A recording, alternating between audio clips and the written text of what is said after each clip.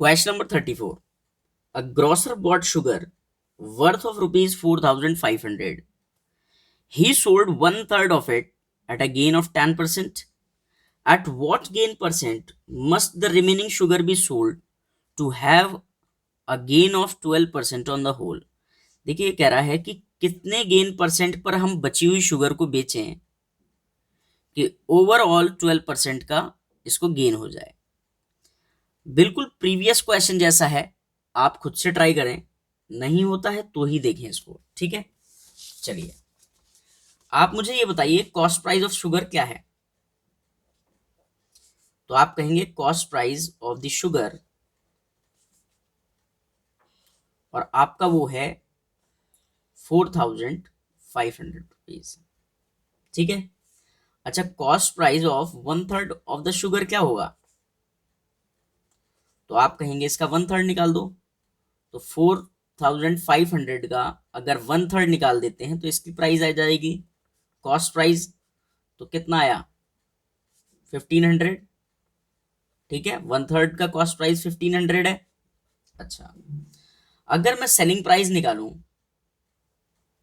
Of one third sugar तो आप formula लगा देना।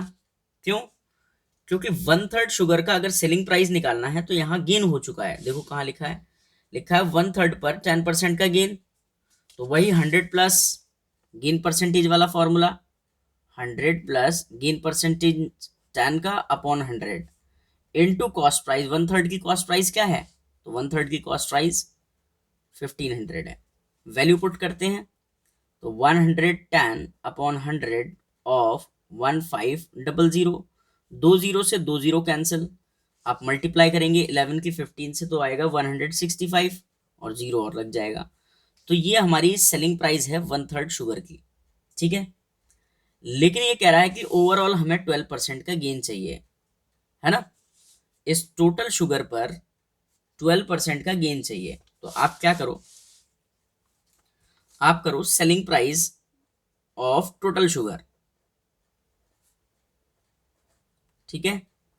तो गेन चाहिए तो गेन के फॉर्मूले में प्लस होगा upon 100 into cost price. Cost price क्या है 4,500, प्लस करेंगे तो 100 प्लस 12 112 अपॉन 100 ऑफ 4,500, दो जीरो से दो जीरो कैंसिल और 112 की 45 से मल्टीप्लाई कर लो। तो 112 की अगर मैं 45 से मल्टीप्लाई करता हूं तो आएगा 0,651, इधर करेंगे तो 844 और प्लस करेंगे तो 0,405, तो मतलब 5,040। ये हमारी टोटल सेलिंग प्राइस है अगर अगर आप 12% का गेन चाहते हैं ओवरऑल पे, ठीक है।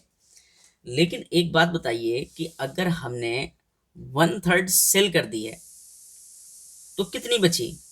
अरे किसी चीज के टोटल पार्ट 3 थे और एक बेच दिया तो कितने बचे 2, यानी कि टू थर्ड। आप क्या करें, सेलिंग प्राइस निकालें टू थर्ड शुगर का, ठीक है।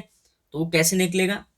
जो भी आपका टोटल सेलिंग प्राइस है जिस पर आप गेन चाहते थे, इसमें से माइनस कर दो कौन सा, आप ये वाला, ठीक है, वन थर्ड का।